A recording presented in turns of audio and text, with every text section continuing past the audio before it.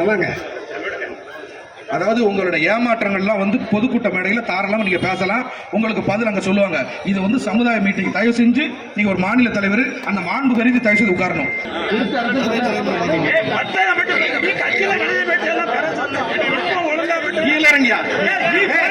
அவசியம் கிடையாது.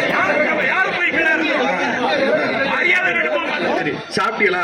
உங்க பிள்ளைகள் எப்படி இருக்கா? 2 பொண்ணு எப்படி இருக்கா? முதல் வார்த்தை. இந்த அரவணைப்பு தான் அந்த அண்ணாதிமுக ஜெயிக்கிறது காரணமே அதுதான். ஏன் இப்படி ஜெயிச்சு வந்துட்டு இருக்குன்னா, நான் சொல்றேன் வேற ஒண்ணு இல்ல, அரவணைப்பு, தொண்டர்களுடைய அரவணைப்பு. அதை நானே வாழ்த்துறேன்.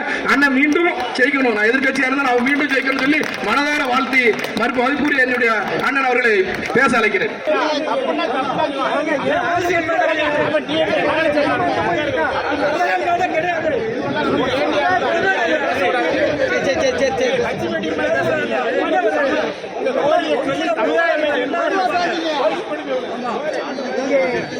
ஆமாங்க.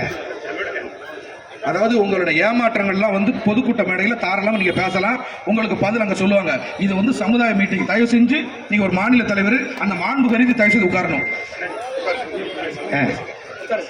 இந்த கோரிக்கையை மரியாதைக்குரிய எடப்பாடியார் அவர்கள் கருணையூர்ந்து உங்களை ஏமாற்றியது திமுக அரசு.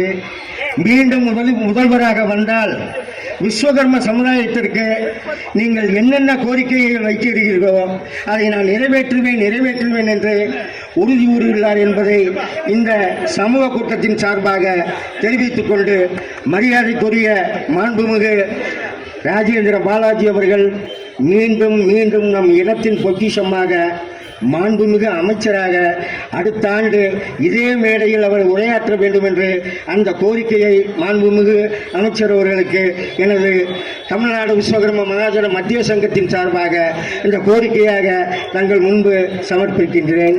வாழ்த்துமைக்கு நன்றி. இருக்கேன்.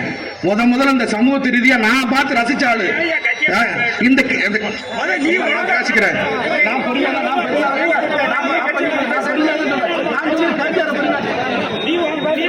அவருக்கு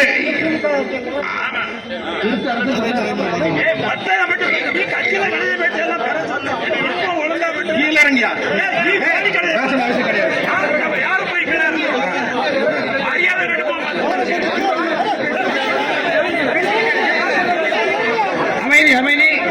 பிளே ஸ்டோர் மற்றும் ஆப் ஸ்டோரில் இருந்து பாலிமர் செயலியை QR கோடு மூலம் பதிவிறக்கம் செய்யுங்கள்.